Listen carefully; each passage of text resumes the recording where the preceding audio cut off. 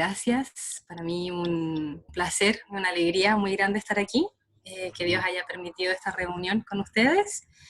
Y nada, mi nombre es Karina, yo soy chilena y siempre fui muy curiosa, muy curiosa desde chica, desde niña, y nací en una familia católica y profesé mi fe, hice mi confirmación alrededor de los 14. Y alrededor de los 14, un poquito más tarde, me empecé a alejar de la fe. Como antecedente en mi familia, mi abuelo, al quien yo amo y amé muchísimo, mientras él estuvo también en vida, era un metafísico de alto rango. Por lo tanto, yo crecí en un mundo muy mezclado. O sea, mi mamá siempre, mamá le digo yo a mi abuelita, muy devota, sobre todo de la Virgen María, de la Virgen de Lourdes. Y entonces yo crecí con esta parte muy religiosa, muy católica, pero también a la vez veía que mi abuelo mezclaba las dos cosas. O sea, en su altar estaba Jesús, claro, estaba Jesús siempre, estaba la Virgen María, pero también habían péndulos, también habían piedras, muchos tipos de piedras, y bueno, y él tenía una serie de creencias bien particulares que todas se condicen con la nueva era, y me empezó a mí a regalar libros a pasar libros desde que tenía 7 años. Entonces, para mí todo ese mundo era un mundo que era no me era ajeno y tampoco me era poco natural porque veía las dos cosas juntas, entonces nunca lo vi como que fuese algo malo, para nada, en lo absoluto. Mi tata me hablaba mucho de estos temas, él era como bien adelantado de alguna manera para su época en cuanto al tema de la nutrición. Él se preocupaba mucho de los nutrientes que habían en su comida y como que me inculcó muchas cosas y yo dentro de todo esto para mí era como todo un mix y no le veía como lo que podría llegar a estar mal. Por lo tanto, para mí era algo muy natural y dentro de mi búsqueda espiritual personal, porque eso sí siempre tuve una búsqueda de Dios, en algún momento le decía el universo, otras veces la divinidad, de cualquier manera, pero siempre una búsqueda muy profunda y muy verdadera, ¿ya? Y dentro de esta búsqueda me pasé por todo. O sea, es que cuando digo todo, que me pasé 18 años, me pasé por todo, por todo, por todo, por todo. O sea, desde los 14 años en adelante, indagando, buscando, estudiando.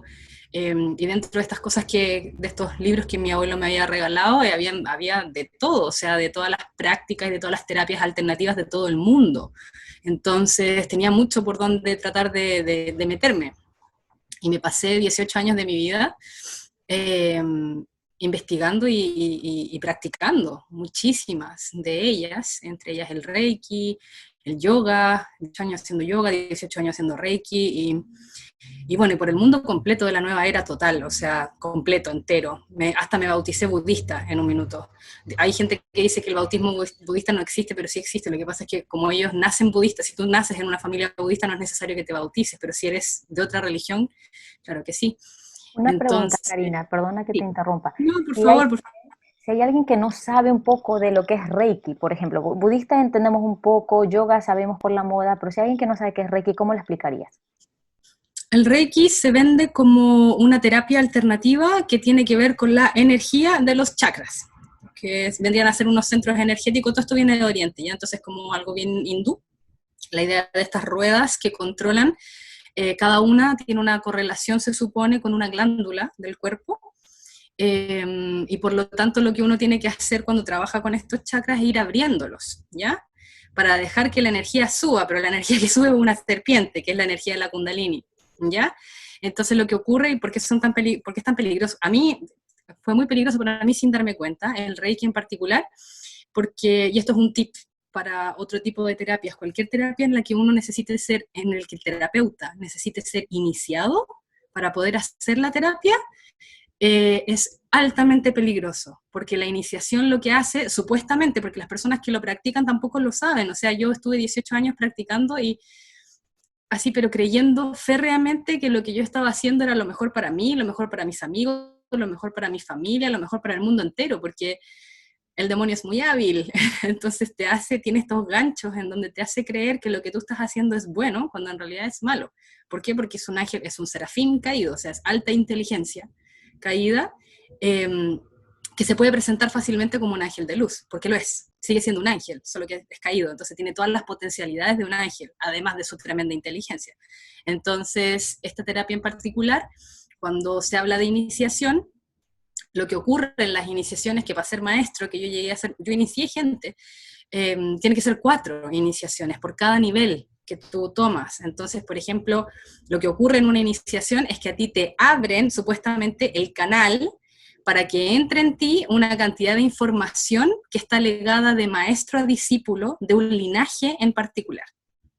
Ya, eso suena súper místico, pero en realidad lo que entra en uno es un demonio, que, que se encarga de hacer la terapia por ti, básicamente, porque cuando yo hacía Reiki, ponía las manos, es la imposición de manos, pero no, obviamente no la que hacía Jesús. Se vende como tal, pero no lo es. Entonces, cuando yo me ponía las manos, yo sentía que me guiaba un ángel. Y claro que sí, me estaba guiando un ángel, pero un ángel caído. Entonces yo sabía dónde poner las manos, sabía cómo sacar lo que tenía que sacar, sabía dónde la persona tenía problemas, y en este tipo de cosas lo que va ocurriendo es que el demonio te va regalando, te va dando regalos para que tú te enganches más todavía con lo que estás haciendo. Entonces, por ejemplo, yo podía sentir lo que la persona sentía, saber lo que me iban a preguntar, entonces uno va sintiendo de que lo estás haciendo bien, de que vas por buen camino, de que esa es tu misión, de que es lo que tú viniste a hacer a la tierra, ayudar a los demás, sacarle las enfermedades a los demás. Suena súper bien, suena para comprarlo. Entonces, una de las cosas que siempre trato de como enfatizar es que en realidad la gente que está metida en la nueva era son muy pocos, muy poquitos, así de todo el porcentaje de gente que debe estar, así como yo estuve muchos años ahí, son muy poquitos los que están ahí con malos sentimientos, como malos sentimientos me refiero a qué, como por ejemplo con la soberbia, o con que lo hacen para sentirse superiores a los demás, o que sienten de que les gusta ganar poder. Hay, pero son muy pocos. La gran mayoría de las personas que están involucradas en todo esto, lo que quieren es sanar, llegan, como yo, tratando de sanarse a sí mismos, y terminan a lo mejor no dándose cuenta nunca de cómo los afectó, porque en realidad la única manera en la que yo me di cuenta de todo lo que les voy a tratar de compartir muy resumidamente en esta reunión, fue por una situación súper extrema, y es que mi papá se fue con un par de personas al medio de la montaña, y cuando digo montaña estoy hablando de los Andes chilenos, o sea, en el medio de la montaña, muy alto y muy lejos, eh, pensando como básicamente un poco, no delirando ni nada por el estilo, él estaba muy consciente de lo que estaba haciendo, pero tomó la decisión de irse porque creía en una mujer que decía estar canalizando directamente la palabra de Dios, muy peligroso, y que el fin del mundo era ya, así con fecha, hora y todo. Esto pasó hace rato ya, por si acaso, porque entonces, cuando yo supe eso, fue tanto el pavor y el horror que me dio.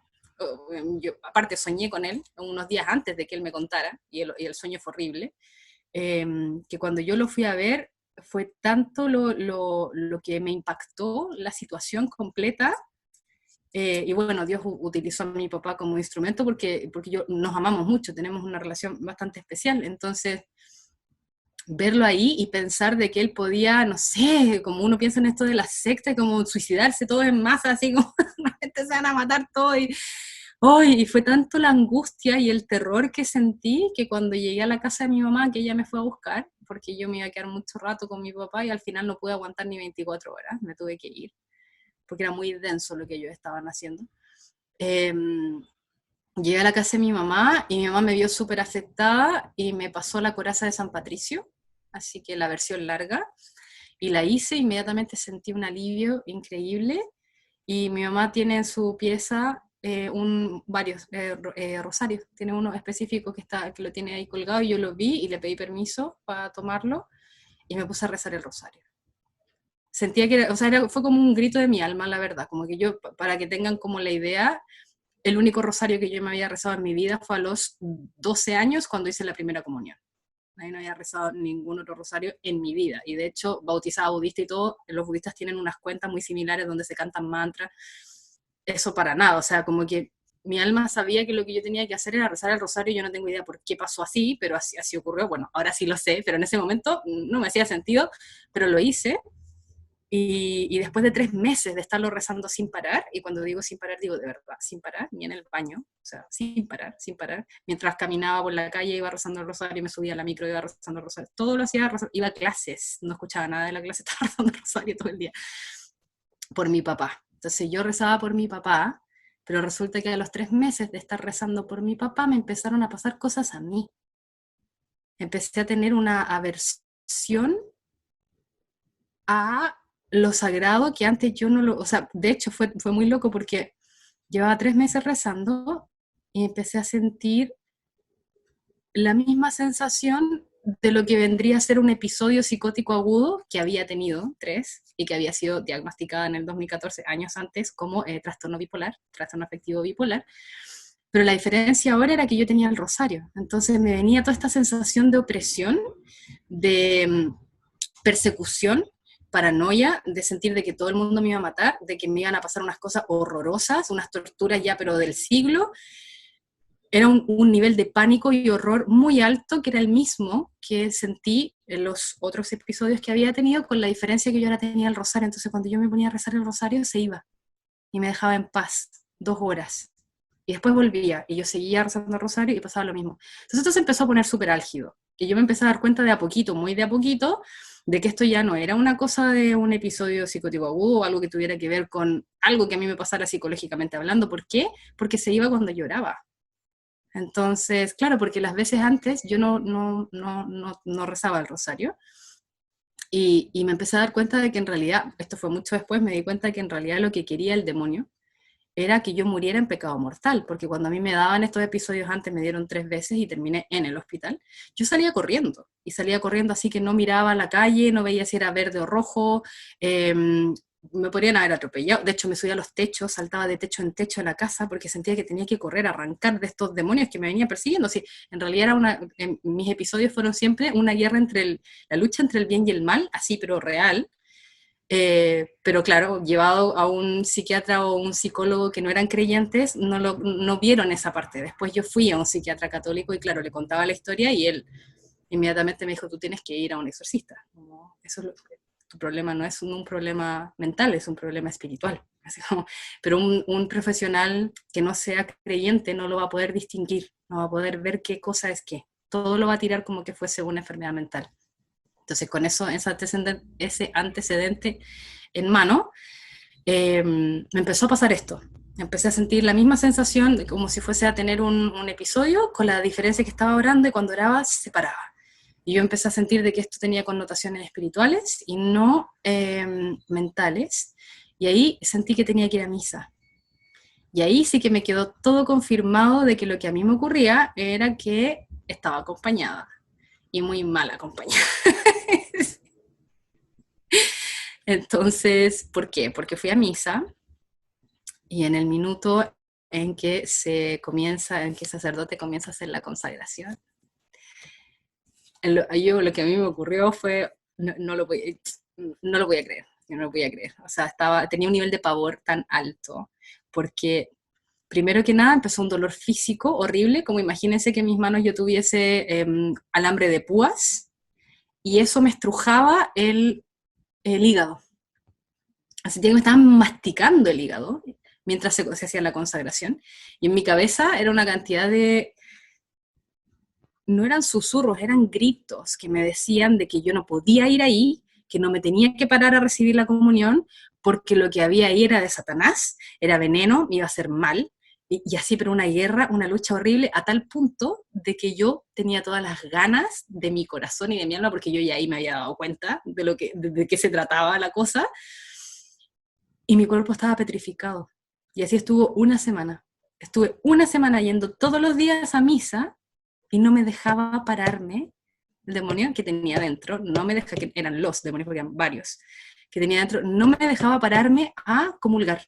Por más que yo quería pararme, estaba petrificada, no podía, no pude. Entonces ya esto duró un mes. Yo estaba en un nivel, o sea, horroroso. Yo estaba pensando que me iba a volver loca. Yo ya no aguantaba más porque dormía muy poco, estaba constantemente orando y esto ya se ponía álgido, muy álgido en el sentido que ya no podía hacer nada más que estar luchando. O sea, todo esto que nos cuentas es producto de tu práctica del Reiki, del yoga, o fue simplemente el hecho de que hayas ido a visitar a tu papá donde él estaba practicando o con esta señora haciendo una acumulación de todo. ¿Qué dirías? No, fue una acumulación de todo, y específicamente yo abrí muchas puertas. Es que para nombrarlas ahora, hay muchas maneras en que uno puede abrir puertas. Por supuesto, siempre es Dios el que permite que un demonio entre en una puerta abierta. No significa que si uno abre la puerta va a entrar inmediatamente un demonio. Eso va a depender siempre de Dios. Es Dios el que tiene la última palabra. El demonio le tiene que pedir permiso. Entonces, si Dios ve que va a sacar mayor bien, como conmigo, por ejemplo, o sea, si a mí me hubiesen dicho hace un par de años atrás, no, mira, tú vas a llegar a conocer a Dios a través de la posesión. Yo creo que no lo habría elegido, pero, pero Dios permite que esas cosas pasen cuando va a sacar mayor provecho y mayor bien que mal. Entonces, las cosas que abren puertas son las más básicas, va a sonar muy extraño, pero las más básicas son las relaciones sexuales prematrimoniales o fuera del matrimonio. Es como... ¿Podrías hablarnos un poquito de eso? Porque sabemos que, claro, que sabemos que no es bueno tener, o la iglesia nos dice, no es bueno tener relaciones prematrimoniales, hay que parecer la castidad, pero ¿por qué dices o se dice que eso es una puerta de entrada del demonio a nuestra vida? Las relaciones prematrimoniales. Es que yo nunca lo entendí porque nunca lo practiqué de alguna manera, en el sentido de que cuando yo era pequeña sabía, a los 12, 14, de que eso era, de que uno, como el llegar virgen al matrimonio, pero a mí no me hacía sentido. Ahora lo entiendo. Y la razón es porque el sacramento es un sacramento, o sea, sagrado, sacro. El sacramento del matrimonio lo que hace es santificar la unión. Y la mejor manera burda que tengo de explicarlo es como si fuese un condón espiritual.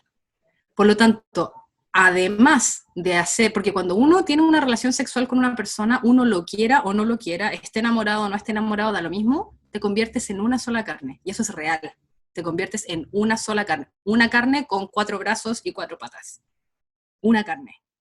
Entonces, cuando tú te conviertes en una sola carne, la persona que ha tenido pecado de carne, por lo tanto, que ha tenido una relación sexual previa a estar contigo, y puede estar infectado con demonios, espíritus transgeneracionales que uno no tiene ni idea, porque por eso el matrimonio es tan sagrado, porque cuando el Señor nos dice en la palabra de que los pecados de los padres se traspasarán hasta la 4ª generación, eso es real. ¿Y es real en qué sentido? De que hay un demonio que controla cada pecado. Por lo tanto, si mi abuelo o mi tatarabuelo mató a alguien, se metió ahí el demonio de la muerte, ¿ya? Y ese demonio en particular tiene potestad sobre las generaciones que vienen. Por lo tanto, incluso si yo no hubiese hecho nada, pero hay un demonio que tiene potestad sobre mí por mi generación pasada, cuando yo me caso por la iglesia, antes de tener una relación sexual con esa persona, lo que yo tenga, con lo que yo venga de atrás, no se le va a traspasar a mi marido. Lo mismo él conmigo. Entonces, eso puede ser tanto como pecados transgeneracionales, que existen y son realísimos. De hecho, por ejemplo, no sé, pues si en una generación atrás alguien le hizo brujería a otra persona, también lo mismo, exactamente lo mismo, se abren puertas y quedan ahí abiertas. Y el punto con eso es que, claro, el demonio que tiene potestad y jerarquía sobre ese pecado en particular, puede reclamar a las generaciones futuras. ¿Por qué? Porque Dios lo dice, porque Dios le dio permiso de que fuese así por 4 generaciones. Entonces el matrimonio santifica la unión y la protege espiritualmente, como si fuese un condón, tal cual, pero es espiritual. Wow, qué Por eso es interesante. tan importante. Por eso es tan importante. Entonces, esa es una puerta que se puede abrir en este mundo que vivimos. Tanto. Yo no conozco a nadie que haya llegado virgen al matrimonio. De mi generación, por lo menos, o sea, como atrás, lo más probable es que sí, pero bueno, eso es uno. El aborto es otro, y el aborto es súper fuerte porque las puertas que se abren con el aborto, no el aborto espontáneo, por supuesto, estoy hablando del aborto que la persona decide no tener el hijo o la hija, es súper fuerte y súper potente porque más allá de que uno quiera o no quiera, o uno esté consciente o no esté consciente de lo que está haciendo, eh, un aborto es literalmente una ofrenda a Satanás. ¿Y por qué? Porque la mayor ofrenda que tú le puedes dar a Satanás es la muerte de un inocente. Y para más remate está dentro de tu cuerpo, entonces la cantidad de puertas que se abren ahí son impresionantes. Eso es una cosa. también hay otra cosa ahí con esa ofrenda. Es muy duro lo que pasa con el aborto, porque en esa ofrenda que se da, Satanás gana poder, mucho poder, con esa ofrenda, y lo que hace con eso es que la sangre reclama sangre. Entonces, tú dices, pero si yo me hago un aborto no me pasa nada a mí, no le pasa nada a mi familia. Claro que no. Las consecuencias no se van a ver ni en ti ni en tu familia. Pero al otro lado del mundo, a un niño de 3 años lo tomó no sé quién y le hizo no sé qué por consecuencia de lo que tú acabas de hacer. Y eso es fuerte, porque se alimenta. El demonio se alimenta de esa manera. Y Somos genera responsables entonces, de cierta manera. somos todos responsables. Sí, sí, claro. O sea, es como que yo puedo decir, como el discurso son mi cuerpo, mi problema. No, tu cuerpo, nuestro problema. Es el problema de todos. Entonces, es súper potente. Esa es la otra manera que tiene, que abre muchas puertas. Cualquier pecado en general puede abrir puertas. Por eso es tan importante mantenerse en gracia de Dios. O sea, se supone que nosotros no debiésemos pecar, y si pecamos, tenemos la bendición, gracias a Jesús, de ir a confesarnos con un sacerdote y cerrar esa puerta lo antes posible. Entonces es súper bueno tener la costumbre de ir a confesar sus pecados, y ojalá tener un confesor, no estarse confesando con distintos sacerdotes, porque el confesor ya a uno como que lo empieza a conocer, entonces le dice las cosas pan, pan, vino, vino. Cuando no conocen muy bien tu historia o los pecados que son muy recurrentes en uno, no te van a decir muchas cosas, no, probablemente te van a dar la absolución y a lo mejor algo que hacer, pero cuando te van conociendo y van sabiendo como tu historia de pecado, es mucho más productivo, porque te van a dar ejercicios espirituales que pueden ir atingentemente a corregir eso, para que no sea algo frecuente, para que deje de ser tan frecuente, porque uno tiene siempre los pecados como no normales, pero los que cae siempre, ¿no? Entonces es bueno tener un confesor, como un sacerdote al que yo siempre voy a confesarme. Eso sirve mucho. Esto es bueno que lo digas, Karina, porque muchas veces nosotros, por temor a que el sacerdote nos juzgue, nos gusta ir a diferentes para que no se acuerden de lo que queremos, de lo que hemos hecho antes. Bueno, ahora me confesé con el padre tal, ahora me voy al otro, y así los tenemos como un poco dispersos, ¿no? Para que no. Revuelto. Pero Sí, es no, interesante pero esa manera de pensar. sí, hace muy bien. Es que esa es la labor de un sacerdote y es la labor de un confesor. Conocer a la persona, porque así le puede dar los mejores consejos. Si no, no va a tener la profundidad como para saber realmente qué es lo que le va a servir a esa persona. Y va a ser una confesión con la absolución, por supuesto, que es lo que uno busca, pero sin un seguimiento porque la idea es no caer de nuevo. Po. O sea, no es sigo pecando y me voy a confesar, y sigo pecando y me voy a confesar. Está bien, lo tenemos, y es un regalo que nos ha dado Dios, pero la idea es tratar de caerse cada vez menos, y para eso funciona mucho confesar tus pecados con un solo sacerdote. Y bueno, todos los pecados entonces abren puertas, y ahí tenemos como el regalo de la confesión. Entonces cada vez que uno peque, ojalá irlo anotando, porque el demonio es absolutamente maestro en que a uno se le olviden las cosas que ha hecho, para que no estés nunca en gracia de Dios, y lo que Él quiere es que nosotros no estemos en gracia, porque en gracia tenemos mucha luz, somos realmente la luz y la sal de la tierra. Entonces a Él no le conviene que haya alguien en gracia caminando por el mundo. ¿Por qué? Porque hace que los demás también tengan ganas de llegar a ese lugar. Entonces, ojalá confesión inmediatamente después de darse cuenta de que uno cometió un pecado, y si no, irlos anotando, y el fin de semana se va y se hace como el recuento con el papel, porque si uno va y los trata de memorizar, es que va a ser que se te olvide. Te va a salir del confesión y decir, ¡oh! Se me olvidó decirle esta otra cosa. Y ahí queda. Y después se te olvida, ya, uno que se olvidó. Por eso también otro tip que de hecho me lo dio a mí un sacerdote, es de que al final de cada confesión uno puede decir, y me quiero confesar también, Padre, de todos los pecados que no recuerdo del pasado. Y ahí todo eso queda listo. Bueno, todos los pecados abren puertas, y todo lo que tenga que ver con las terapias, muchas terapias alternativas, sobre todo todas las que tengan que ver con iniciaciones, todas las terapias alternativas que sean energéticas, que no sean de prueba y error, como la fitoterapia, que la fitoterapia no tiene nada de malo. O sea, tomar una plantita para algo en específico, cuando me siento, no sé, cuando tengo ganas de dormir y no puedo como conciliar bien el sueño, me tomo una manzanilla, o una melisa, o una valeriana.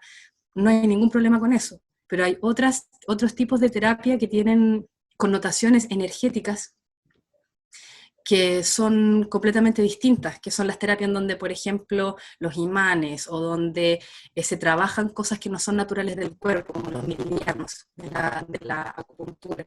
Son las cosas que no tengan una prueba y un error. Son altamente peligrosas. Por ejemplo, todo lo que tenga que ver con el tai chi, con el qigong, todo eso es energético. Tú mueves energía, trabajas con los 4 elementos, todo ese tipo de cosas. Hay muchas terapias que sí, no sé si muchas, pero hay terapias alternativas que son seguras. El punto es saber cómo distinguirlas. Una buena manera de distinguir es si trabaja con imposición de manos, con cosas energéticas, o si trabaja con cosas psicológicas.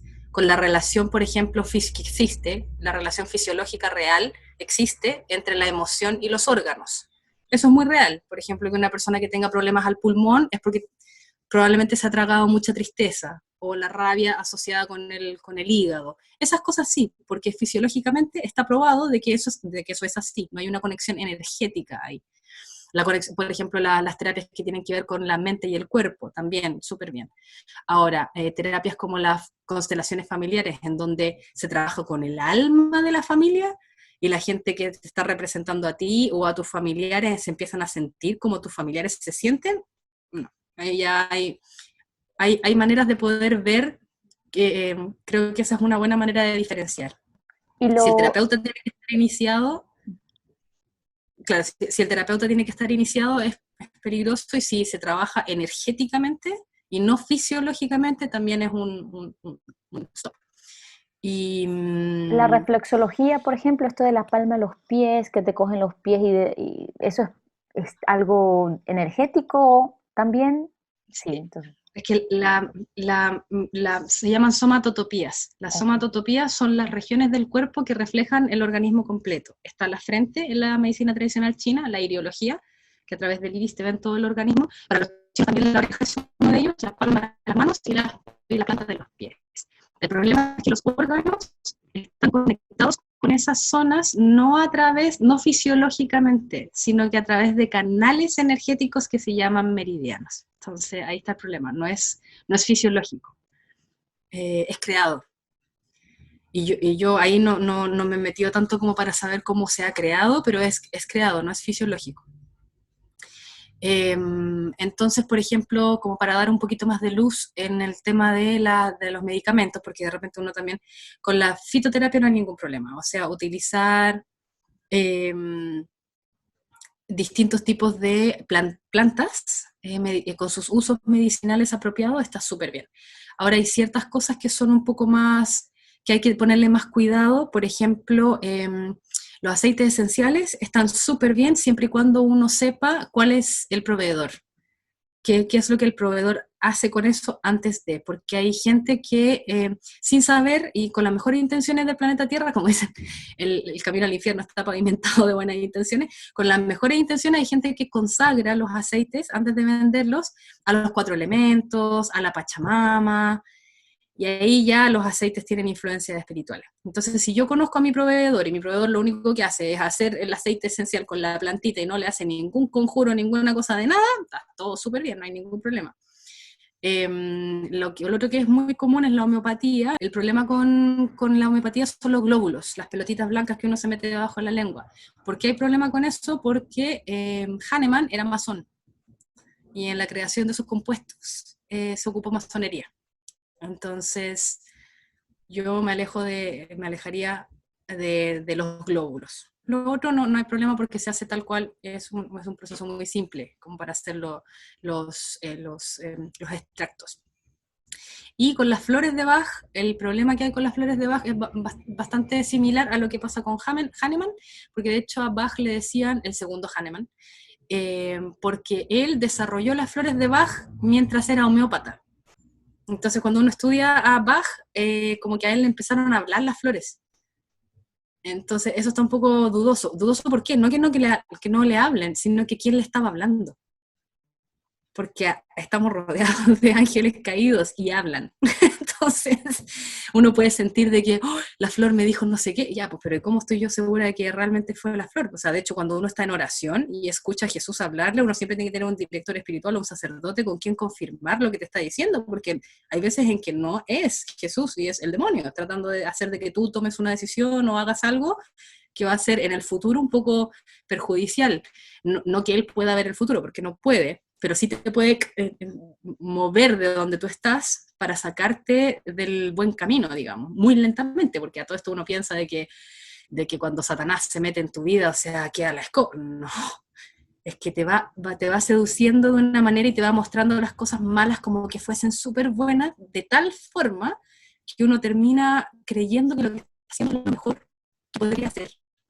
Ya. Así de hábiles. Entonces son cositas muy sutiles. Uno no es como que llega con escándalo y estrueno a desarmarte la vida. No, te va de a poquito, te va mostrando un camino que se te hace súper agradable, como, oye, pero si esto está súper bien, acá no pasa nada.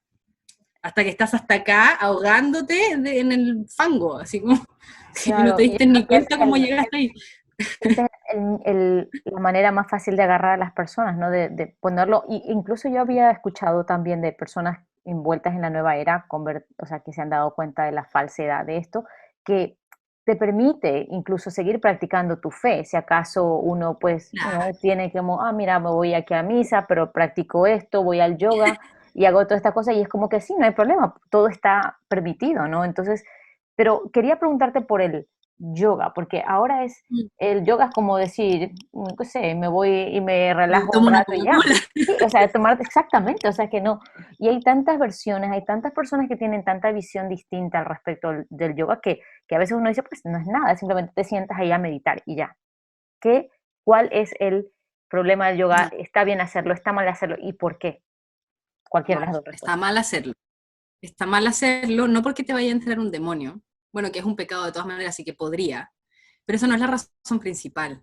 La razón principal es porque el yoga, 18 años, lo practiqué 18 años, el yoga lo que es cualquiera de sus formas, porque está el kundalini, está siempre dividido según las castas, porque tenemos que recordar que viene de la India. Entonces, según las castas, para los guerreros había un tipo de yoga, para los que querían, para los brahmanes, que eran los sacerdotes que querían alcanzar la espiritualidad, otro.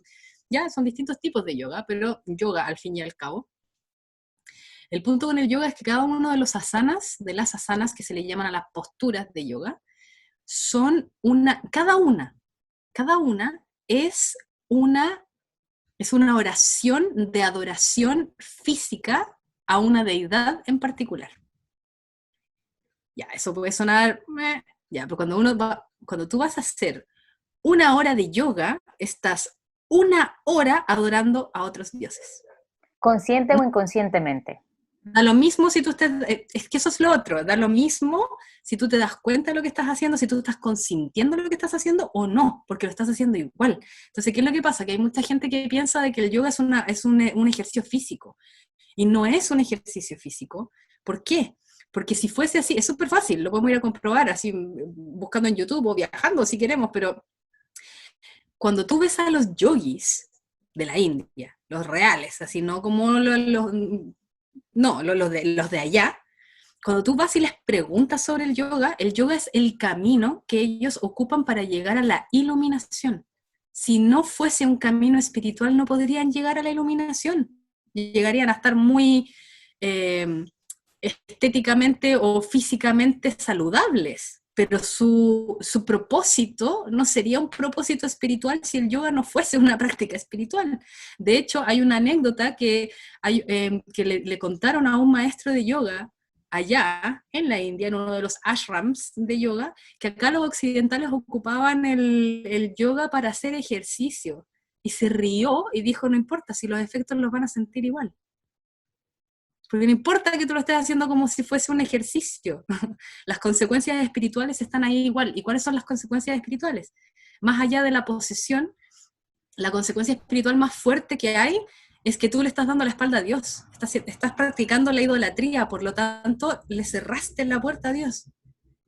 no tendrás ídolos, no adorarás ídolos. O sea, es parte del decálogo, o sea, el decálogo de Moisés, pero todavía lo sigue, está vigente. Jesús no vino a cambiar la ley, él lo dice. Por lo tanto, no es que la ley de Moisés no cuente, es que se le hicieron algunas como resúmenes para que nosotros lo pudiéramos entender. Pero ahí está el decálogo completo. En el Deuteronomio aparece enterito y ahí también dice, no practicarás brujería, ni magia, ni nada de esas cosas. ¿Por qué? Porque son abominaciones para Dios. Entonces, claro, o sea, haces una hora de yoga y estás cayendo en la idolatría, y la idolatría es un pecado, y es un pecado mortal, es bastante grave. Entonces, le cierras la puerta a Dios, y además de cerrarle la puerta a Dios, te expones. Porque como estás pecando y no sabes que estás pecando, no te vas a confesar. Porque nadie le va a ir a decir a un sacerdote, hice una hora de yoga, porque no te aparece en ninguna parte como un pecado, porque no te dicen que lo que tú estás haciendo es idolatrar a otros dioses. Claro, casi siempre te lo venden como sí, como un ejercicio que te ayuda a mantener la calma, la paz, a recobrar tu mismo sentido interior y pues que no va en contra de nada de lo que tú crees, ¿no? Nada de tu fe. Entonces, ha habido mucha confusión al respecto. Pero qué bueno saber esto de las posiciones, porque claro, efectivamente, si a través de esta práctica yo estoy consciente o inconscientemente adorando a un dios, a una deidad hindú, pues ya obviamente estoy faltando contra el primer mandamiento, ¿no? Y el primer más importante, de amar a Dios sobre todas las cosas. Claro, esto ya me deja muy, muy claro, yo creo que a mí y a todos, del peligro y de que esto no es simplemente un ejercicio para estirarte, ¿no? Y No, estar así. no, y de hecho yo les puedo, no sé si habrá como una estadística sobre la cosa, pero lo que sí le pasa a los cristianos que hacen yoga es que empiezan a sentir lo que todos sentimos cuando hacemos yoga, que es que estamos en cargo de nuestro propio sentir, que en una parte sí está súper bien hacerse cargo de la propia emocionalidad para relacionarse bien con los demás, pero esto va más allá, po. Te empieza a cortar el nexo con la necesidad de comunicarte con Dios. Y te empiezas a sentir, y empiezas a sentir mucha afinidad con las cosas orientales. Mm.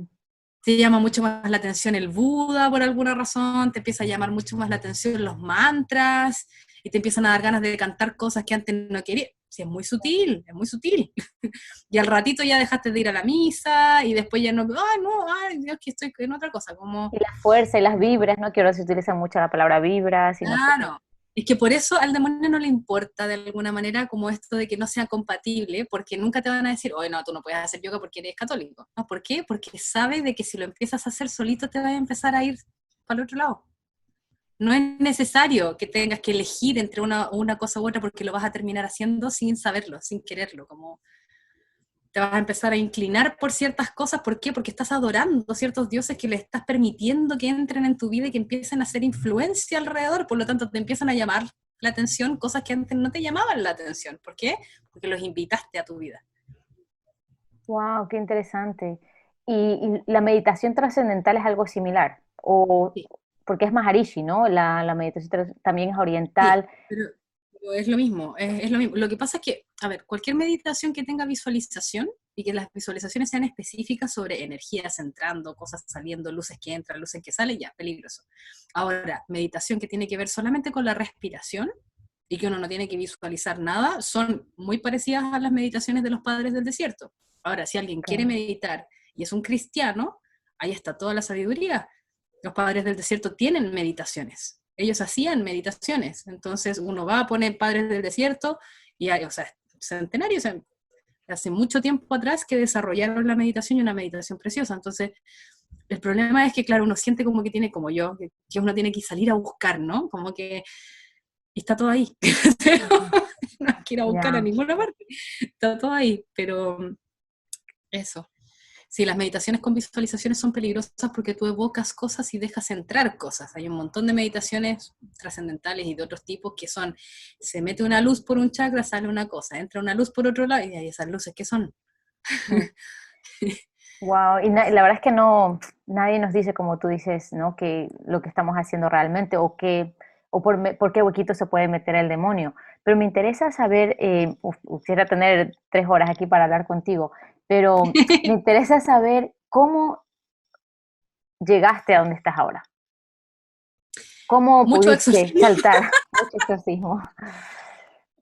Ya, No, sí, mucha mucho. sanación, ¿no? Sí, Sí, 4 exorcismos, 5 liberaciones, misas de sanación,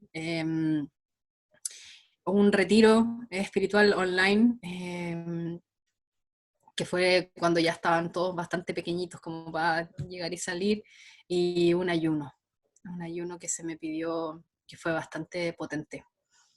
Y dentro de esta experiencia de los exorcismos, porque claro, o sea, lo que terminó pasando es que yo tuve esta guerra horrible y fui a ver al exorcista que me mandó al psiquiatra, y el psiquiatra me mandó de vuelta al exorcista porque el exorcista trabaja con un equipo médico de psicólogos y psiquiatras católicos para que le puedan ayudar a discernir casos como los míos, en donde yo ya había sido diagnosticada con una enfermedad mental y resulta de que mi enfermedad mental era un demonio con nombre y apellido.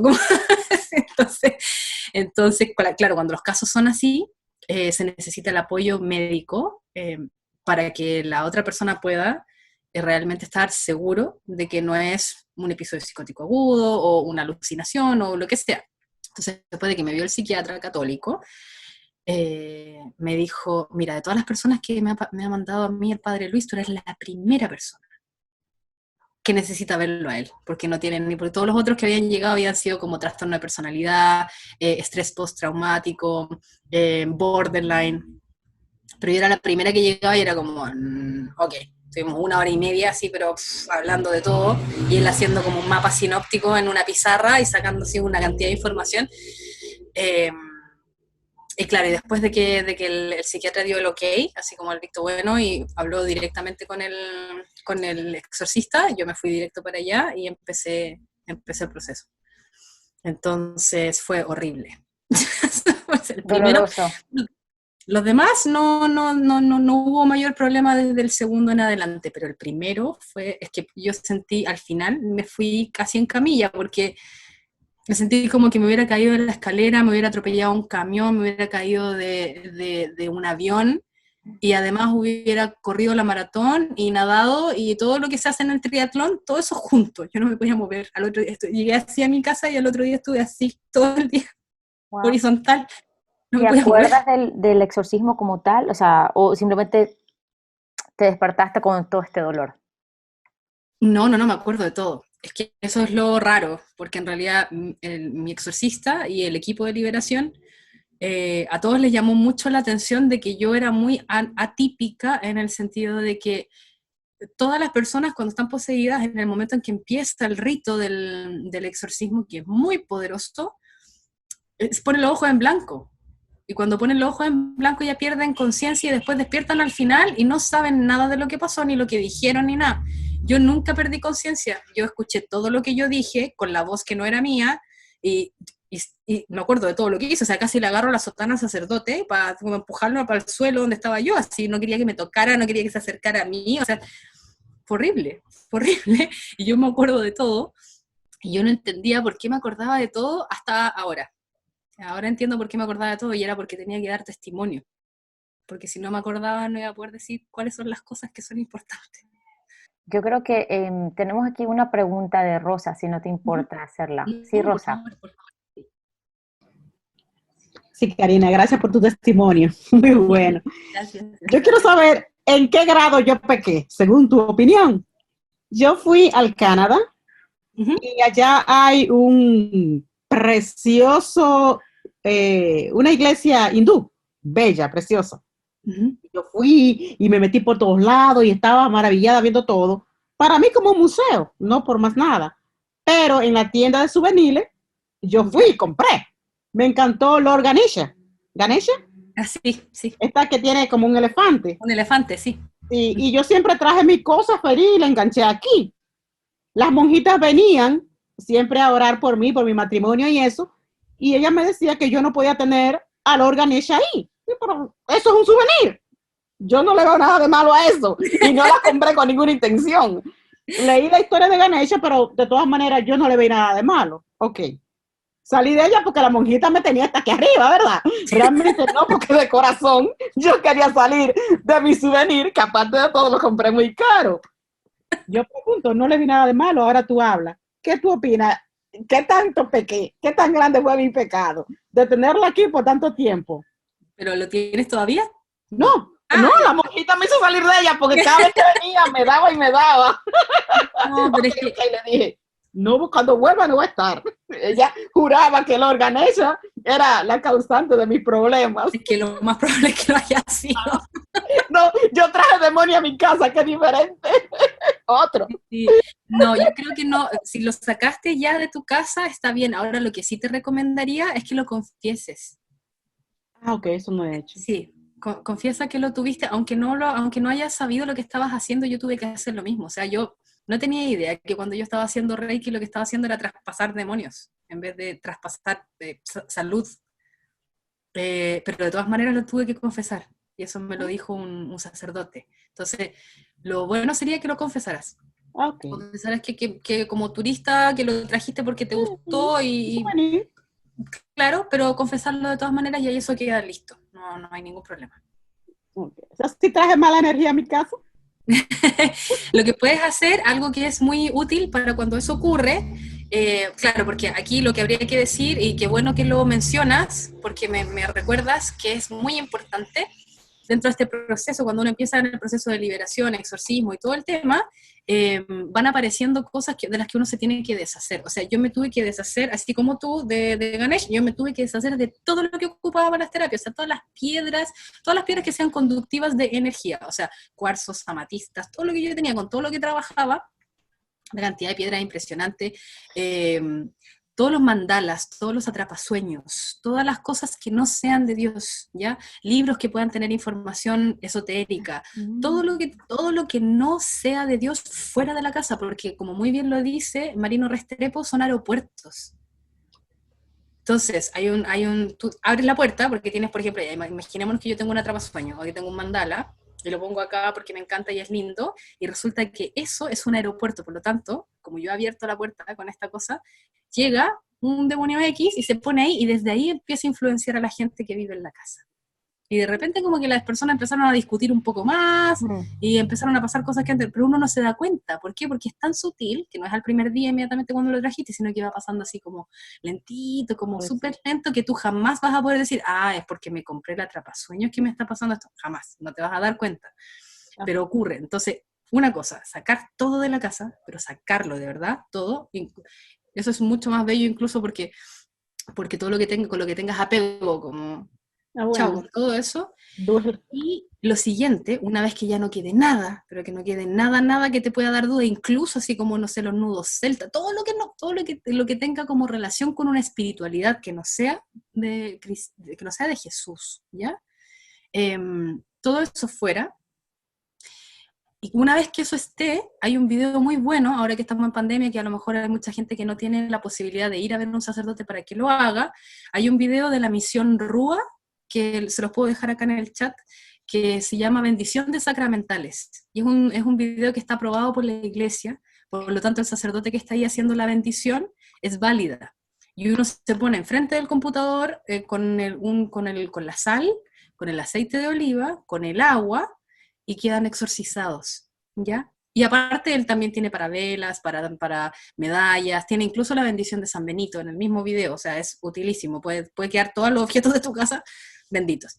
Entonces, una vez que una vez que el aceite, la sal y el agua están exorcizadas, están benditas, de esa manera, porque se exorcizan, lo que tú puedes hacer es rezar un rosario, que es prerequisito para hacer el exorcismo del Arcángel San Miguel, que es el exorcismo que dejó el Papa León XIII, y ese es para laicos, lo puede hacer un laico, ¿ya? Entonces tú, en tu casa, no es más son como 4 hojas, lo vas leyendo, lo lees, y hay una parte, un poquitito antes de terminar, en donde dice, ahora rocía a los presentes y el lugar con el agua bendita. Entonces, en ese momento, tú te vas a todas las esquinas de tu casa, y rocías con el agua exorcizada, y después le pones en cada esquina un puñadito de sal, en cada esquina de la casa, y terminas el exorcismo y ya está. Si tu casa tiene más problemas y sientes de que se hicieron, no sé, pues cosas más graves, como por ejemplo jugar a la Ouija, hacer ritos, magia, o cosas que son ya más fuertes que solamente tener un objeto que podía actuar a través de ese objeto, cuando son cosas más fuertes, hacer eso de todas maneras, pero llevar un sacerdote. Y si ya es más potente, así como ya la cosa se puso pesada en la casa, muy mal, y el sacerdote no siente que es más, porque te lo va a decir, ahí ya necesitas llevar un exorcista a la casa. Pero si es algo tan simple como que tuviste un objeto que no era de Dios, bueno, eso es, chao con el objeto, se hace la bendición, tú haces el exorcismo del arcángel San Miguel y va todo bien. Si se necesita más, llevar un sacerdote, que siempre es bueno que un sacerdote bendiga la casa, siempre, siempre. Y si ya es algo más grave, bueno, que vaya un exorcista o un equipo de liberación. Muchas gracias. Wow, muchas gracias. Creo que todos ahorita estamos, ¿qué tenemos que no es cristiano? ¿Qué libros por ahí me regalaron y que pensé, lo voy a leer y lo tengo ahí? Bueno. Todo lo que tenga que ver con adivinación, las Sí. cartas del tarot, las imágenes de las cartas del tarot, todas esas cosas, todo. Hasta lo más inofensivo, No no lo importa si haya es. sido un regalo de alguien. No importa. No importa. Que de buena fe está lleno el infierno. Son nuestras almas. Ya, claro. Preguntan aquí, ¿a qué te refieres cuando dices iniciación? ¿No? Cuando dices que alguien se ha iniciado. Ok, iniciación, energéticamente hablando, que realmente es espiritualmente hablando, lo que ocurre en una iniciación es que te van a imponer las manos en la cabeza, ¿ya? Y cuando te imponen las manos en la cabeza, lo que ocurre es que te dicen de que lo que va a entrar es una información legada por un linaje, o tiene como que ver con el linaje, que se pasa de maestro a discípulo y así se ha ido pasando, como por ejemplo los registros akáshicos, cuando uno va a hacer esta cosa de los registros, también te hacen una iniciación, y ¿qué es lo que ocurre? Que te ponen las manos aquí arriba, una imposición de manos, y ¿qué pasa ahí? Que realmente te abren, literalmente, porque tú estás dando consentimiento. Si tú dijeras que no, no lo podrían hacer, pero como tú estás ahí y dices sí, lo que ocurre es que se abre espiritualmente, tú abres la puerta de tu espíritu, de tu cuerpo, para que entre a habitar adentro una entidad. Lo que pasa es que tú no sabes que eso es lo que estás haciendo. Pero normalmente una iniciación es cuando tú te sientas en una silla y se pone alguien detrás y te pone las manos en la cabeza. Y eso ya está, porque te puso las manos y ahí entró. Oh, wow, es como el bautizo de Es como esta persona entre... lo que pasa es que no está el Espíritu Santo. Claro, no, para el mal, el bautizo para el mal, si se puede decir así. Claro. Heuris o Sandra tenían una pregunta. Buenas noches, felicidades por tu tema, muy lindo. Yo quiero Buenas preguntarte, noches. porque te estaban hablando de que estaba en la iglesia y que estaba la consagración, y entonces sentía unos dolores, que si te llegaste a comulgar o no llegaste a comulgar esa vez. No, esa vez no. Estuve una semana intentando. Y al final de la semana pude, pero fue después de hacer algo en particular, porque yo ya sentía en ese momento que ya me estaba volviendo loca, que no sabía qué iba a hacer, porque no podía parar del asiento y no sabía, o sea, era horrible. Y en un minuto como de mucha desesperación llegué a la casa, y yo siempre tenía una Biblia, desde que hice la primera comunión. Y llegué a la casa y tomé mi Biblia, que era lo menos tomado en mi casa. Tomé mi Biblia y la abrí nomás, ¿ya? La abrí en cualquier lugar. Y la lectura que me apareció fue justamente cuando vienen los discípulos de Jesús, dos, y le vienen a decir de que no han podido sacar un demonio. Y la respuesta que Jesús les da es, lo que pasa es que esa clase solo sale con mucha oración y ayuno. Y yo dije, ayuno, yo no he ayunado.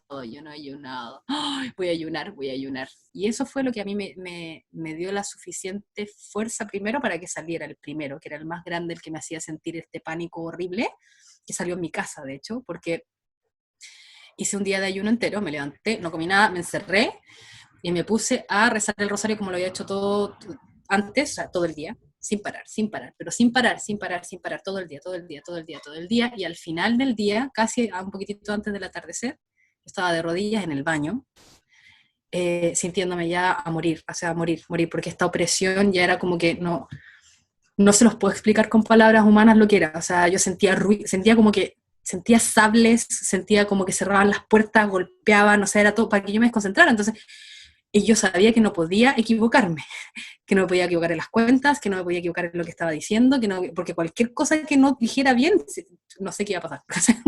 No me podía imaginar. Otra cosa que te quería decir, mira, yo me crié con mi mamá y mi mamá siempre me decía que no creía en brujería. Yo no creía ni en brujería ni en horóscopo porque yo sabía que todo es malo, yo me crié en la iglesia. Pero yo fui a una casa que ahí practicaban la brujería. donde ponen santos boca abajo con velones, vela verde y roja, no son de que son cosas boca a demonio. Entonces yo tuve una mala experiencia que yo la creí porque yo la sentí, pero no me quedé con eso porque en verdad estaba haciendo el rosario, pero mi hija tenía 1 año y medio y yo me acosté con ella. Yo iba a ir al baño y ya era de madrugada, pero cuando yo salí al baño, yo vi a esa persona que venía como quemando un incenso con una señora vestida de blanco, y yo inmediatamente cerré la puerta y entré de nuevo a la habitación, me quedé en la cama rezando el rosario, y mientras rezaba el rosario, decía, en el nombre de Jesús, reprendo Satanás y toda brujería. Pero la cama se me empezó a mover como si hubiese sido un temblor de tierra. Eso era que la hacían así, yo mientras más rezaba, más esa cama yo la sentía moviendo. Pero me quedé tranquila porque en verdad la cama se dejó de mover. Entonces yo digo, bueno, si sale gente gritando, es que estaba temblando la cama. Pero como nadie dijo nada el otro día, yo me quedé con esa, como con ese icono, entonces que tú no sé, en verdad, pero yo siempre rezaba el rosario. Mira, lo que pasa es que lo que me describe suena mucho como una opresión. Hay distintas maneras que tiene de actuar el demonio. La más grave es la posesión, que es cuando realmente está dentro tuyo hay un demonio, o más de uno, una legión incluso, y tienen como casa tu cuerpo, ¿ya? Eso es lo más grave en enfermedades espirituales. Después viene la opresión, que es cuando tú de afuera sientes que se mueven las cosas, o que un peso en el pecho, pueden ser muchas cosas, o incluso dolores corporales que son más de la vejación, pero eso es de afuera, tú no estás poseída, sino que desde afuera te están molestando. También está la vejación, que tiene como la característica de que te duelen los órganos, te duele el cuerpo, es como si te estuvieran entre latigazos o te molestan, o sea, arañazos, cosas así, esos son vejaciones. Y después está la infestación, que es cuando los lugares están infectados, cuando los lugares se convierten, sobre todo con la Ouija, o con este tipo de cosas así medias esotéricas, ocultistas, lecturas y todas esas cosas, que el lugar donde tú haces eso se convierte en un portal, es como entrada y salida de demonios, entrada y salida de demonios, como, tú no los ves, por supuesto, pero ahí están, así entrando y saliendo, entrando y saliendo. Entonces, lo que tú me describes suena mucho como una opresión. Te está molestando, pero por fuera, o sea, y si tú estás rezando el rosario, no hay nada que te pueda pasar. De hecho, la mejor manera de protegerse de cualquier cosa es estar en estado de gracia. Estar en estado de gracia, por eso es tan importante confesarse, porque es la mejor protección que nosotros podemos tener. De hecho, San Cipriano, antes de ser San Cipriano, era brujo, y era el mejor brujo de la época. O sea, toda la gente iba a verlo a él, y era un brujo así contundente. Y resulta de que él, en un minuto llegó alguien, un hombre, y le pagó y todo, y le dijo, mira, yo necesito que me haga este trabajo. El trabajo era hacer que una mujer en particular se enamorara de él, que en este momento no recuerdo su nombre. Y él le habló a sus súbditos, que eran sus demonios, pero él no sabía que eran demonios, pensaba que eran espíritus, porque no creían esas cosas, o sea, como nueva era, ¿ya? Espíritu de no sé qué, del fuego, del aire, de la tierra, bla, bla, bla. Y le pidió a sus espíritus que le hicieran el trabajo, y resulta que le dijeron que no. Inmediatamente cuando él le dijo el nombre de la mujer, le dijo, no, nosotros no podemos hacer eso. ¿Cómo que no pueden hacer eso? No podemos hacer eso. ¿Y por qué no pueden hacer eso? Porque ella está protegida por Jesús. ¿Y ustedes son menos que Jesús? ¿Ustedes no pueden con Jesús? Le preguntó. Y le dijeron, no, nosotros no podemos con Jesús. Entonces yo me cambio de bando. Y se convirtió en San Cipriano, así, se convirtió en santo. Porque se pasó al otro lado porque se dio cuenta de que Jesús era el rey de reyes. Claro. Oh, wow. Mira, no sabía eso de San Cipriano. Sí, Heuris. Una pregunta. Karina, quiero agradecerte por tanto conocimiento que nos ha brindado, pero yo tengo una pregunta, porque habemos personas, habemos católicos, que tenemos una formación de todos los sacramentos y todo, y asistimos a misa, y lo hacemos todo correcto, o tratamos de hacerlo todo correcto, pero quizás por algo que no ha pasado, que hemos hecho o que nos pasó se nos olvida, se nos va la vida, se nos va el conocimiento, se nos va el amor por el prójimo, se nos va el amor por la familia, se nos va el amor hasta por nuestros padres, por todo. Y nos hace cometer, nos lleva como a un punto de ceguera, que no nos importa nada, solamente me importo yo mismo. Aún yo sabiendo que estoy cometiendo algo mal hecho, quiero defenderme, es decir, que cometo un acto aberrante contra mi familia, contra mi esposa, contra mis hijos, ¿qué yo debo hacer como ser humano para yo tratar de mejorar o para yo tratar de aprender de cómo lidiarlo, de Ok, cómo luchar contra eso? muchas gracias. Es una muy buena pregunta. Es como una pregunta de la vida. No, pero me encanta, me encanta. Muchas gracias. Creo que ahí hay dos cosas que son bien, bien importantes y fundamentales. Tú las nombraste, las dos. La primera es el yo soy, ¿verdad? Y yo creo que todos nosotros, como católicos, como cristianos, es importante que entendamos que el único yo soy es Dios. Por lo tanto, yo no soy. Si yo me, si, Él es el único yo soy. De hecho, cuando Jesús lo van a buscar al huerto y preguntan, ¿a quién buscan? A Jesús de Nazaret. Yo soy. Y se caen de espalda, ¿no? O sea, con tanta fuerza que se caen. Y, y el verbo encarnado, o sea, ser, Dios es el único yo soy. Por lo tanto, la única manera que nosotros podemos ser es no siendo. ¿Y a qué me refiero con eso? Porque suena bien brutal. Pero el no ser significa de que yo me someto a su voluntad, que es la respuesta de todo. Porque no hay nadie que te conozca mejor que Dios. No hay nadie que sepa mejor que Dios qué te hace feliz. Lo que pasa es que nosotros pensamos que nosotros sabemos lo que nos hace felices y nos da susto pasar por cosas que pueden ser un poco duras, pero te pierdes la felicidad que viene después, porque nos da miedo tomar ciertas decisiones o elegir ciertas cosas. Si creemos que sabemos lo que queremos, creemos que sabemos lo que nos hace bien, pero no hay nadie que sepa mejor que Dios qué te hace bien y qué te hace feliz, qué te va a terminar así llenando el alma de una manera que no te lo podrías haber imaginado jamás.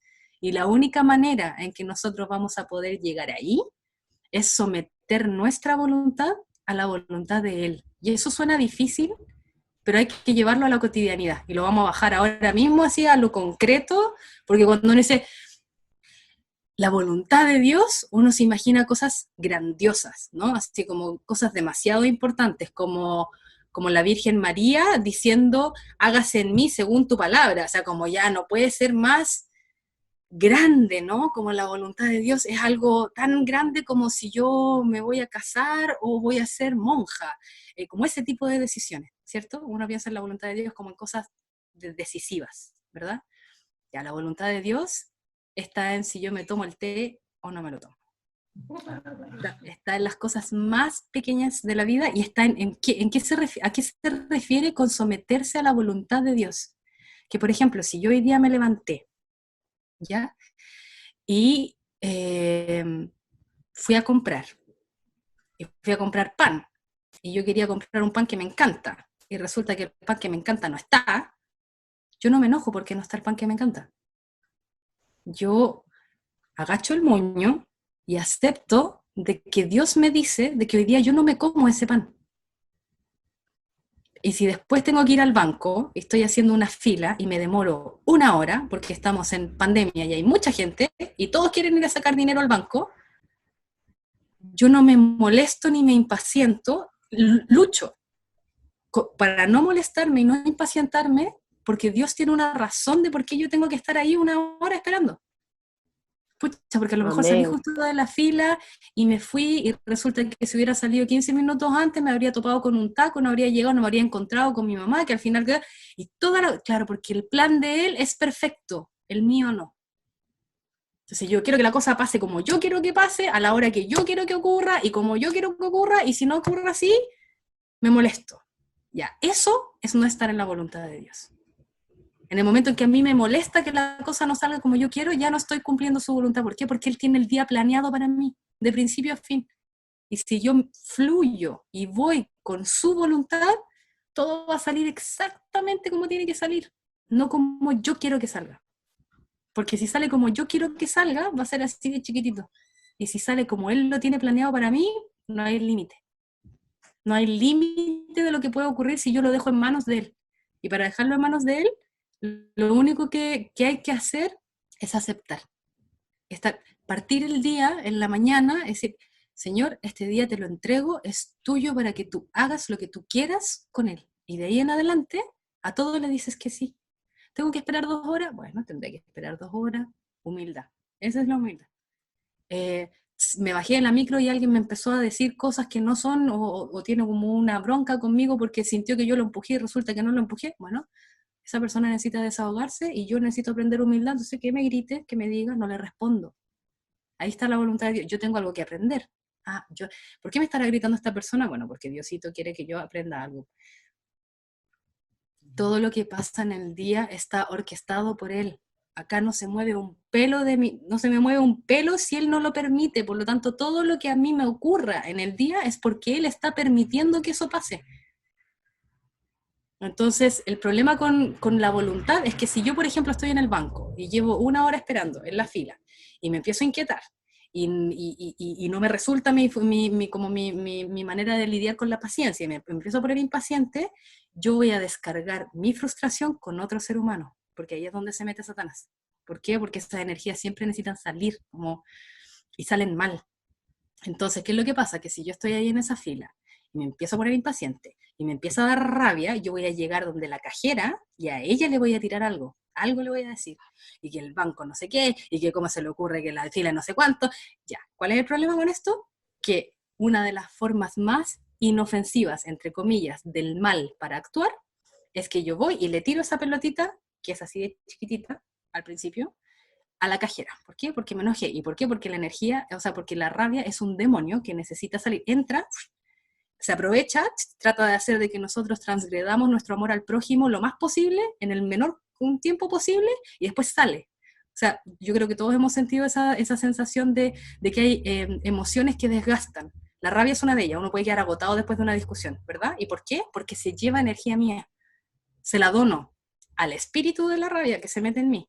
Entonces, ¿qué pasa? Que yo estoy en la fila, llego donde la cajera y le tiro mi frustración porque me he demorado tanto, y resulta que esa pelota que le llega, que es un espíritu de la rabia, se mete en ella, y ella se la va a tirar a otra persona, y mientras esto se va pasando durante el día, en mi ciudad, se va haciendo más grande, y más grande.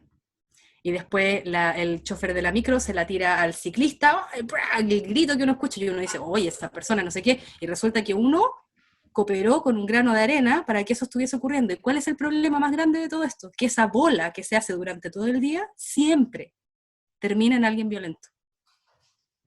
Claro, porque yo no soy capaz de matar, pero y a lo mejor si el otro violento que está como un poco borracho, que no sé qué, este caldo de cultivo que se fue cultivando durante todo el día, le llega una masa, porque es un espíritu con harta energía ya, porque le ha sacado energía a toda la gente de la ciudad durante el día, le llega esa masa a una persona más vulnerable, con tendencia a la violencia, y termina, no sé, matando a alguien a las 4 de la mañana. Y después yo veo la noticia y dice, hoy alguien se murió a las 4 de la mañana, no sé dónde, y digo, bueno, yo no tengo nada que ver en eso. ¿No? ¿De verdad no? Claro que sí. Porque yo aporté en ese granito de ira que terminó con alguien muerto a las 4 de la mañana. Así actúa el mal. Así de sutil, que uno cree que no está haciendo nada. Por eso Jesús dice, hasta el que haya dicho imbécil a su hermano tendrá que pagar cuentas, tendrá que dar cuentas por ello. Porque una palabra maldicha, la persona maldicha, entonces aceptar la voluntad de Dios, aceptar la voluntad de Dios, aceptar la voluntad de Dios. Y yo tengo que estar ahí esperando 3 horas a que me atienda el médico, bueno, ahí estoy. Si alguien me está gritando, bueno, ahí estoy, que me grites, no le voy a decir nada. Aceptar la voluntad de Dios, y se va a arreglar, y todo se arregla, porque el plan que tiene para cada día es perfecto. Nosotros no tenemos nada que cambiarle. Lo que pudiésemos llegar a aportar, lo más probable es que lo arruine. Entonces, antes de ir terminando, me dice Yolanda que si nos puedes explicar un poquito sobre lo que pudiste ver en el infierno durante el tiempo que estuviste. ¿Estamos preparados para escuchar esto, no? Sí. No. A ver, claro, lo que ocurrió, a lo mejor para poner un poco en contexto, es de que en el proceso de los exorcismos y las liberaciones, lo que me ocurrió fue que yo no tenía idea que había un término para esto. Esto lo descubrí mucho después, que se llama conocimiento infuso, que es cuando uno le llega un conocimiento que no pasa por la cabeza, sino que son como visiones que tampoco son con los ojos, sino que llega como, se imprime en el corazón, directo en el corazón. O sea, hay muchas cosas que yo nunca vi ni escuché, sino que me llegaron solas en el exorcismo. Entonces, imagínense lo más perverso que se puedan imaginar, o sea, no se lo imaginen, pero lo más perverso que se puedan imaginar, lo más sórdido, lo más horrendo, así lo más horrible que se les podría pasar por la cabeza, elevado a 10.000. Elevado a 10.000 y todo alrededor. Y ni siquiera alrededor, traspasándote, completo, así entero, entero, entero. Y oscuro, pero oscuro así, no oscuro de falta de luz, oscuro de falta de amor.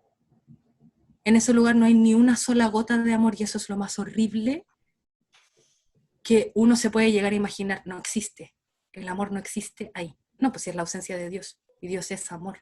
Entonces no hay ni una gota, nada.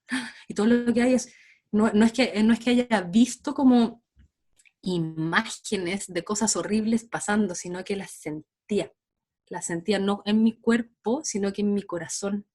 Ese nivel de perversión y de maldad que yo les puedo decir que ni siquiera existe en la tierra, y en la tierra hay un nivel de perversión y de maldad alto. No existe aquí, no existe. Y lo más horrible de todo es que es eternamente eterno. No para nunca más, nunca jamás, nunca jamás, nunca jamás, nunca jamás. Nunca, nunca, nunca, nunca, nunca, nunca. El primer episodio psicótico agudo que yo tuve, y yo después lo entendí, fue una visión real de lo que era el infierno. Porque esto fue después, es lo que les acabo de comentar, fue en los exorcismos. Pero cuando yo había tenido esos episodios antes, siempre fue la guerra entre el bien y el mal. Y claro, yo como no sabiendo mucho y como me habían diagnosticado y todo, yo dije, bueno, eso fue como una psicosis mía, algo que me pasó a mí. Y no, después yo estuve en ese lugar, que fue lo que me hizo salir, y yo recuerdo que estaba en el hospital, porque me iban a amarrar a la cama, porque yo no quería estar ahí, y me iban a poner un calmante, un tranquilizante, y yo tuve esta sensación, que ahora la entiendo cuando lo miro hacia atrás. Lo estoy relacionando porque dije eternamente eterno. Me dijeron de que me tenía que acostar en la camilla, y yo sabía que si yo me acostaba en la camilla, todas las personas que estaban ahí alrededor, que eran los médicos y la enfermera, a mí me iban a comer viva. Y que cuando terminaran, a mí me iba a crecer el cuerpo de nuevo y me iba a ocurrir otra vez. Y después otra vez, y otra vez, y otra vez. Para siempre, para siempre, para siempre. Y no iba a tener descanso nunca jamás. Que era como, de hecho después me di cuenta de que había hay un cuento, o sea, no un cuento, sino que una de estos de los dioses griegos. El dios que le dio el conocimiento al hombre, que le entrega como la luz, lo dejan en una roca, a que vengan las aves y hacen lo mismo, claro, y después él se reconstruye y ese es como su mini infierno. Ya, yo no me acuerdo, yo no tenía idea de esa historia cuando esto me ocurrió. Y lo más extraño de todo fue que, claro, o sea, yo al final, y esa era la razón por la que estuve 1 hora sin querer sentarme en la camilla, porque estaban todos esperando, estaba mi papá incluso, estaban esperando que yo, porque no lo querían hacer a la fuerza, estaban esperando que yo me acostara voluntariosamente en la camilla, y yo no quería porque sabía que esto era lo que iba a ocurrir. Y cuando dije ya, así como mi alma se rinde, así yo me rindo a este destino, así como me acosté en la camilla y yo escuché, y ahí me fui a otro lado porque escuché cómo se abría un libro. Claro, yo después esto lo entiendo como desde la vuelta al catolicismo, porque en ese momento yo era budista.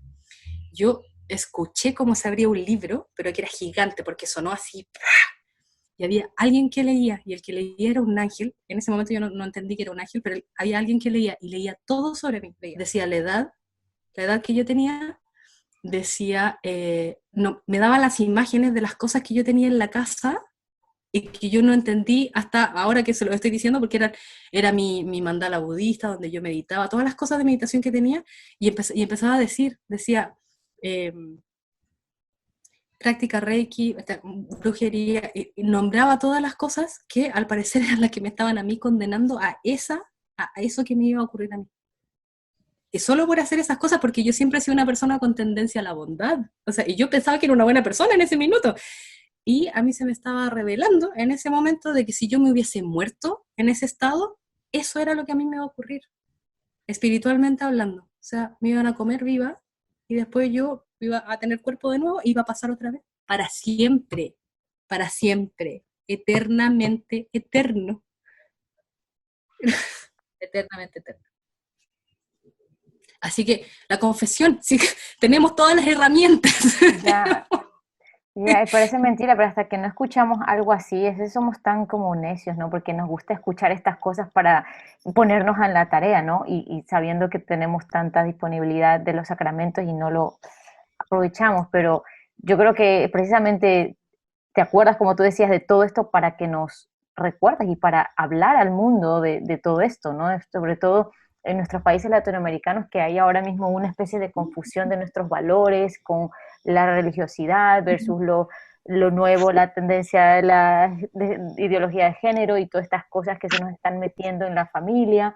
Y hay como unas cosas que a veces se nos escapan de las manos y queremos mezclar las dos cosas, pero al escuchar testimonios como el tuyo de saber que esto no es un chiste, ¿no? O sea, que esto como diciendo, mira, no, vamos a hablar en serio, esto no es nada sencillo, esto no es nada, el demonio quiere pretender que es sencillo, el demonio quiere pretender que no es nada. Él quiere que nosotros pensemos que no existe, esa es su mayor ganancia.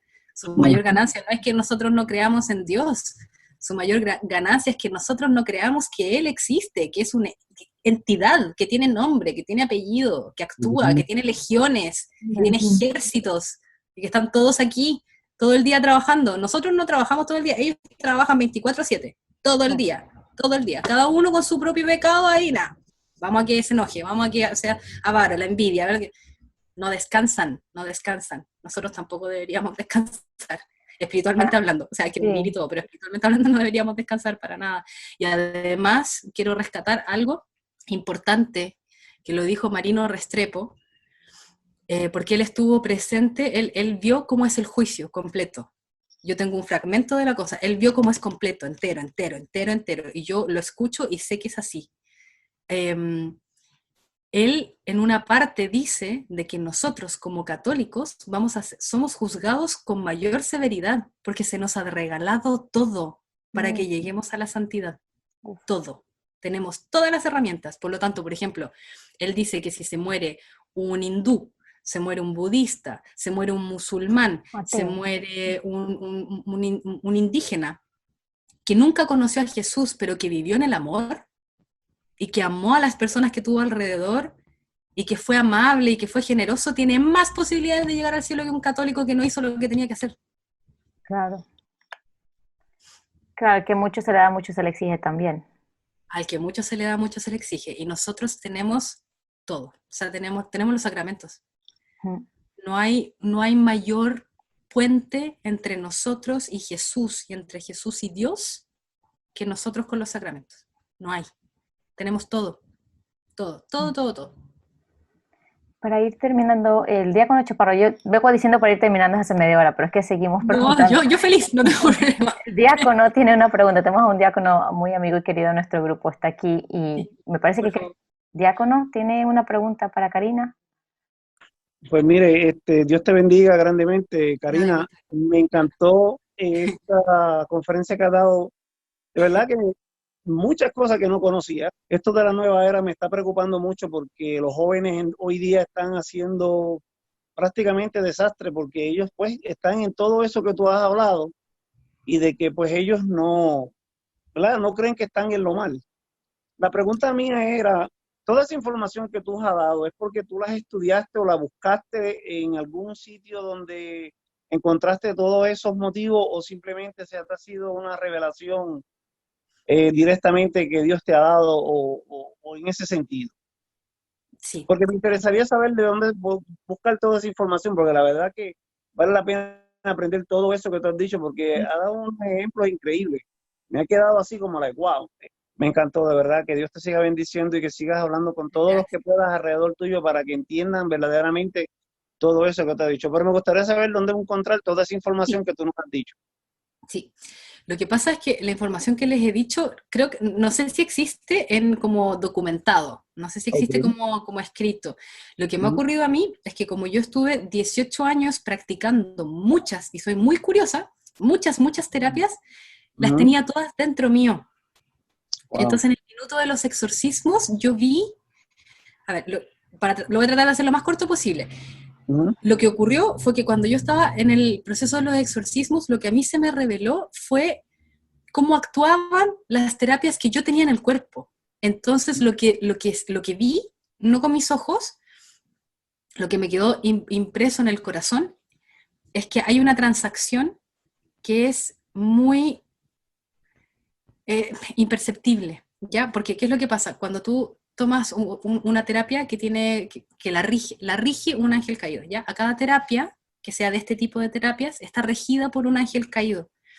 Y ese ángel caído, lo que hace, que por eso son peligrosas, está regida por un ángel caído y la labor que tiene el ángel caído que rige esa terapia, en particular en este caso el Reiki, pongámonos por ahí,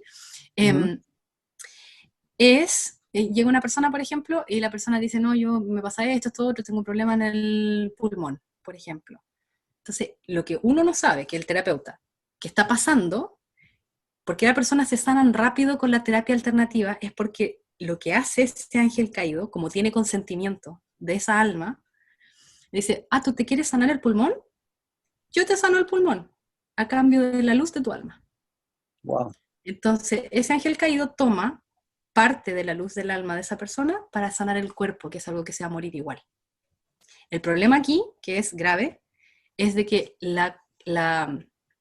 lo otro que se me reveló es de que cuando el alma sale del cuerpo y se va a enfrentar con Dios, Dios es la luz más brillante del universo. Por lo tanto, es la nota más alta del universo. ¿Ya? Es la luz más brillante. Si tú no tienes una cantidad de luz que es casi matemática, específica en el alma, cuando llegues a enfrentarte a él, te va a dar miedo, porque vas a sentir que te vas a quemar.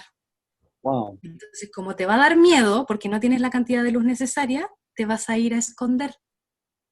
¿Y dónde te vas a esconder de la luz? En el infierno, ¿será? Te vas a esconder en las tinieblas, y el problema es que cuando te escondes en las tinieblas ya no puedes salir, porque se cierra la puerta.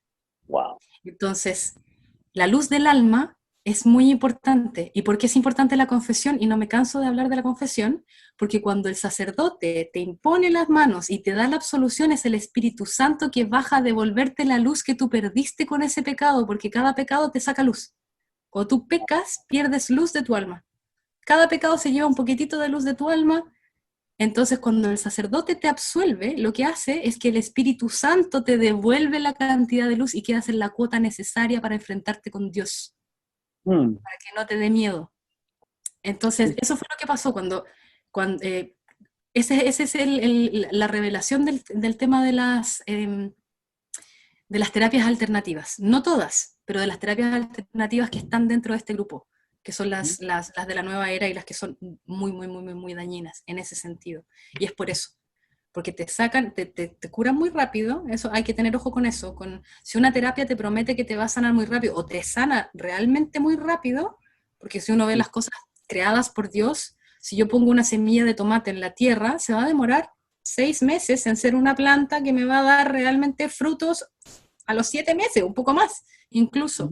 Entonces, si yo voy a una terapia para sacarme una enfermedad grave y me promete que en 2-3 meses la cosa ya me voy a estar sintiendo súper bien, que es lo que pasa con el yoga, uno se empieza a sentir bien súper rápido, ahí hay que cuestionarse las cosas, porque claro, o sea, ¿cómo no te vas a sanar rápido si te están sacando la luz de tu alma, que es luz del alma? O sea, no puede ser algo más preciado ni sagrado que eso para sanar algo que se va a morir igual, que es la carne.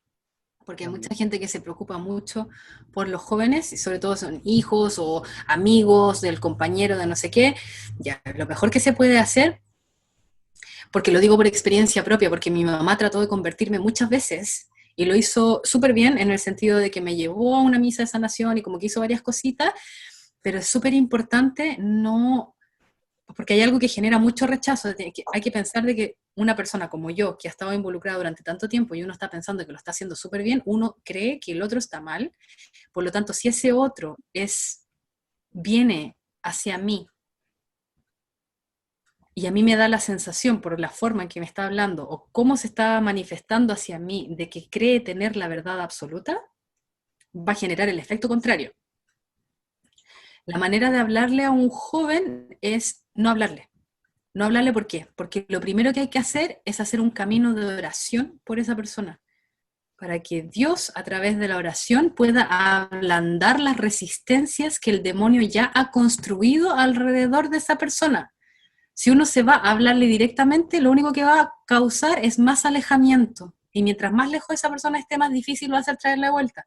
Entonces, lo primero que hay que hacer es orar incansablemente por esa persona todos los días, con nombre y apellido completo, ponerlo en las manos del Señor, y además de orar, si hay alguien ahí que le interesa o que puede, porque hay distintos tipos también, eso lo podemos hablar con mucho detalle después, ofrecer un ayuno miércoles o viernes, si quieren miércoles y viernes, a pan y agua por esa persona.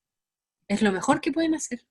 Ofrecer su comunión cuando estén en misa, en vez de recibir la comunión para ustedes, la ofrecen por la persona que está en ese problema. Y una vez que lleven un tiempo haciendo esto, y el ayuno no tiene para qué ser solamente pan y agua, para las personas que puedan tener enfermedades, diabéticos, o que les cueste mucho ayunar, pueden ayunar de sus pasiones, lo que más les cueste. Si hay alguien que le cuesta estar en silencio, bueno, ofrécelos el silencio del día. Si hay alguien que le cuesta la rabia, hoy día no me voy a enojar, te ofrezco, Señor, este ayuno de la rabia. Entonces no es tan solo un ayuno de comida, puede ser ayuno de pasiones. O las cosas que más te gustan, claro, la novela, o el café de la mañana, o chocolate, cosas que no son como súper importantes en la dieta, pero que son así gustos y placeres, también se pueden ofrecer por esa persona, por ese hijo, por esa hija, por esa prima, por esa tía, que está metida en eso. Y cuando lleven un rato haciendo eso constantemente, miércoles y viernes los ayunos, ya sea de la clase que sea, y oración todos los días, por esa persona, ahí recién van a ver que hay una pequeña apertura para poder hablar sobre algún tema muy así, de a poquito, así, igual como actúa el enemigo. De a poquito, de a poquito. ¿Por qué? Porque si lo hacen muy fuerte, no van a querer escuchar más. Y se van a alejar y al final va a ser una puerta doblemente cerrada que una puerta abierta. Claro, causa rechazo, ¿no? Uno tiene tan... Causa mucho rechazo. Mucho rechazo, porque tienes que pensar que incluso cuando uno está muy metido en la nueva era y todo eso, Jesús te causa rechazo. ¿Por qué? Porque tú estás metido con el demonio sin saberlo, entonces, claro, te genera entonces, no sé, si son hijos, si es familia, no es bueno hacerse el enemigo, como ir con tanto ímpetu que al final termina generando el efecto contrario y es peor, porque si se va más lejos, es más difícil traerlo de vuelta. Entonces, armar el camino primero y hacer el camino es con oración y ayuno. Las dos cosas van juntas, no pueden ir, en este tipo de cosas no van separadas. La oración y el ayuno por esa persona, el ayuno que puedan hacer, aunque sea de palabra, ya se están acostumbrados a decir una mala palabra, bueno, esa mala palabra no la dicen durante el miércoles o el viernes, que son los días que pide la Virgen en Medjugorje, miércoles y viernes. Y lo ofrecen por esa persona, y lo más potente es ofrecer la comunión, y ahí se va a abrir el espacio de a poquito, de a poquito. Ok, muy bien que lo mencionaste, lo de los jóvenes y lo del ayuno, porque bueno, muchas personas dicen que es verdad que solo se menciona esto del ayuno durante la cuaresma, y lo de los jóvenes, pues siempre creemos que tenemos que estarle dando encima, tú no haces, tú esto, tú otro, y es el método equivocado, ¿no? Para llegar a un joven a hacer entender algo. Pero la oración, como dices, es la base, ¿no? Empezando por allí. Oh my gosh, quisiéramos seguir, son las 9:41, ya son las 10:41 de la noche. Muchísimas gracias por tu tiempo.